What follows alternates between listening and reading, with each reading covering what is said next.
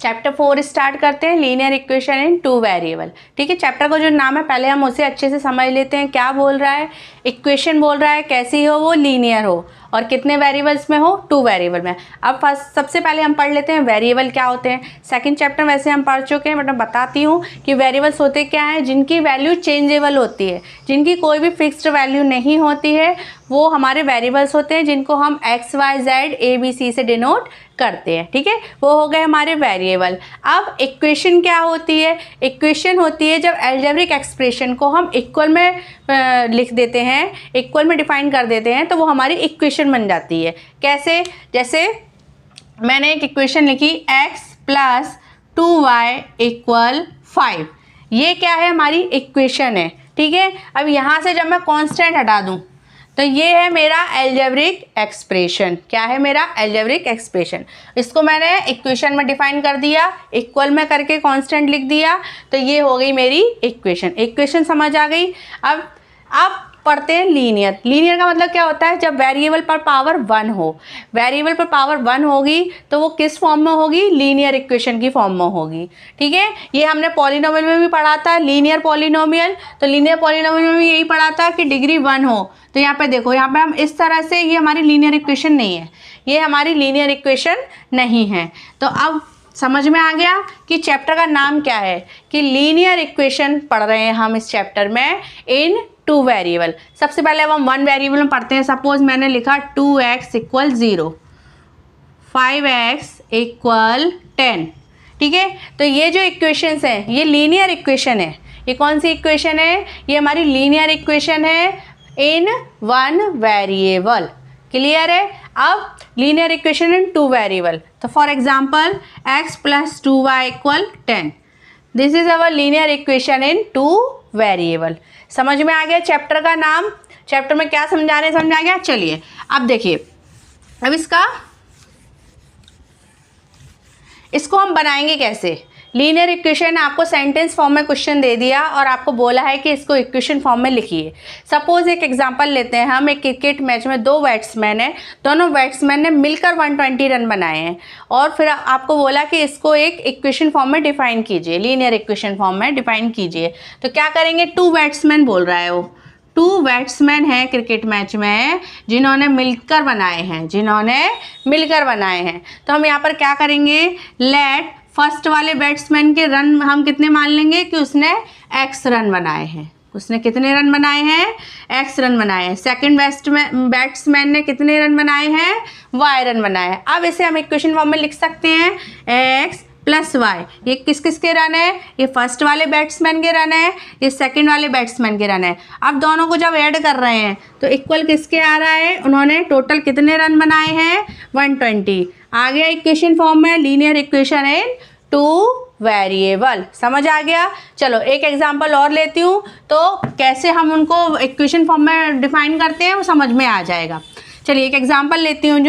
जैसे मैं मार्केट गई, मैंने मार्केट से 2 चेयर खरीदी और 1 टेबल खरीदी। क्या? 2 चेयर ली मैं मार्केट गई, मैंने 2 चेयर ली और क्या लिया? 1 टेबल ली। ठीक है, अब मैंने टोटल कितने रुपए दिए उसको? टोटल रुपए, शॉपकीपर को मैंने टोटल रुपए दिए 500। मैंने टोटल रुपए दिए 500। ठीक है, अब मुझे इनकी चेयर और टेबल की कॉस्ट पता नहीं है। चीज़ें कितनी खरीदी मैंने? 3 चीज़ें खरीदी हैं। उस शॉपकीपर को पैसे कितने दिए मैंने? 500 दिए। अब आपको बोल दिया भाई इसको लीनियर इक्वेशन में आप डिफाइन कीजिए। तो क्या करेंगे हम? लेट चेयर मान लेंगे कि चेयर मान लो x रुपए की है, चेयर मान लो x रुपए की है। फिर टेबल मान लो y रुपए की है। अब इसको इक्वेशन फॉर्म में कैसे बताएंगे? चेयर कितनी ली है मैंने? 2 ली है, 1 नहीं ली है, तो x को मैं 2 टाइम्स लिख दूंगी, मतलब 2x। समझ आया? चेयर कितनी ली है मैंने? 2 ली है, तो ये तो 1 चेयर की प्राइस है, 1 चेयर की प्राइस है, तो 2 चेयर की हो जाएगी 2 × x प्लस क्या ऐड करना है? टेबल की प्राइस भी ऐड करनी है, तभी तो टोटल लिखेंगे हम। तो टेबल हमने कितनी ली? 1 ही ली है, तो ओनली y आएगा। टेबल 1 ली है, ओनली y। अब ये दोनों जितने रुपए की आए हैं वो किसके इक्वल है? 500 के। बन गई मेरी इक्वेशन। लीनियर इक्वेशन बनाना आ गया आपको? चलिए, बहुत इजी है। चलिए अब नेक्स्ट टॉपिक पढ़ते हैं हम, लीनियर इक्वेशन की स्टैंडर्ड फॉर्म। स्टैंडर्ड फॉर्म पढ़ते हैं, स्टैंडर्ड फॉर्म क्या होती है। ठीक है, लीनियर इक्वेशन का स्टैंडर्ड फॉर्म होता है, standard form of linear equation ax plus by plus c equal 0। This is our standard form of linear equation. ठीक है, अब आपको कोई जैसे एक एग्जांपल दिया है कि 5y plus x minus 3 equal 0। अब आपको ये इक्वेशन गिवन है, ठीक है। अब आपको बोला है कि आप इसको स्टैंडर्ड फॉर्म में कन्वर्ट करो, तो हमें स्टैंडर्ड फॉर्म याद होना चाहिए, ax plus by plus c equal to 0। तो यहाँ से हमारा ये पहले आ जाएगा, x पहले आएगा प्लस 5y और प्लस माइनस 3 इक्वल 0। ये हो गया हमारा स्टैंडर्ड फॉर्म। क्लियर है? इसमें और एग्जांपल लेते हैं हम, इसको अच्छे से समझ लेते हैं स्टैंडर्ड फॉर्म को। सपोज़ मैंने आपको एक इक्वेशन दी 3 plus 3y minus x equal 0। अब मैंने आपको बोला right in standard form of linear equation. ठीक है, तो कैसे लिखेंगे स्टैंडर्ड फॉर्म? ये है, तो सबसे पहले क्या आएगा ax, तो यहाँ पर ax लिखेंगे तो माइनस x आएगा। ठीक है, माइनस साइन कहीं नहीं जाएगा, माइनस साइन जिस नंबर जिसके साथ होता है उसी के साथ ही रहता है, माइनस एक्स। अब सेकंड टर्म हमारी plus B Y, so plus 3y और यहाँ पे 3 हमारा प्लस का ही है, तो ये प्लस 3 इक्वल 0 हो गया हमारा स्टैंडर्ड फॉर्म। चलिए, एक तो इस तरह के क्वेश्चन आते हैं। अब एक इस तरह के क्वेश्चन आएंगे, सपोज आपको यही वाली इक्वेशन गिवन है। ठीक है, यही वाली इक्वेशन आपको गिवन है और आपको बोला है फाइंड a, b, c। आपको ये बताना है कि a, b, c कौन कौन से हैं। तो हमें पता है a क्या होता है, कोफिशिएंट ऑफ x है। a हमेशा क्या होगा, कोफिशिएंट ऑफ x। तो x वेरिएबल के मल्टीप्लाई में जो नंबर होगा वो हमारा a होगा। अब x के मल्टीप्लाई में देखो -1 है, माइनस नंबर कभी मत छोड़ना। ठीक है, तो हमारा a क्या हो जाएगा इसमें -1। अब b क्या होता है, कोफिशिएंट ऑफ y होता है, always coefficient of y is b। ठीक है, तो y के मल्टीप्लाई में जो नंबर होगा रियल नंबर, वो ही हमारा क्या होगा, b होगा। तो b हो गया हमारा, यहाँ पर +3 है तो b हो गया हमारा 3। ठीक है, c हमारा कौन सा होता है, जो कांस्टेंट टर्म होती है, तो c हमारा कितना है 3 और यहाँ पर +3 है। अगर -3 होगा तो -3। जैसे मैं इस इक्वेशन के लिए भी यही क्वेश्चन दोबारा बोलूँ कि आप इस इक्वेशन में फाइंड कीजिए a, b और c। ठीक है, अगर आपको इस तरह समझ में नहीं आता है ना, तो पहले इसको स्टैंडर्ड फॉर्म में कन्वर्ट कर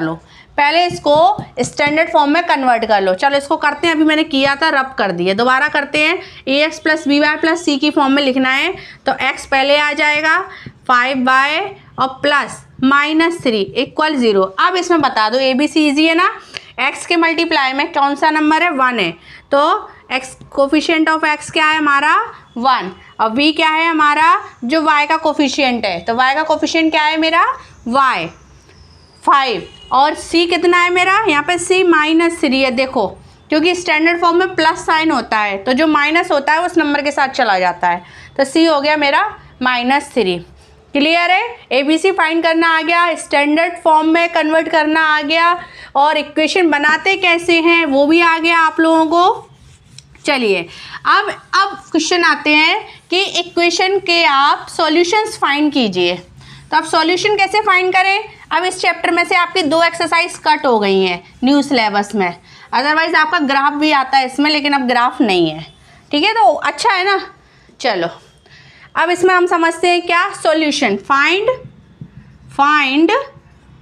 सॉल्यूशन।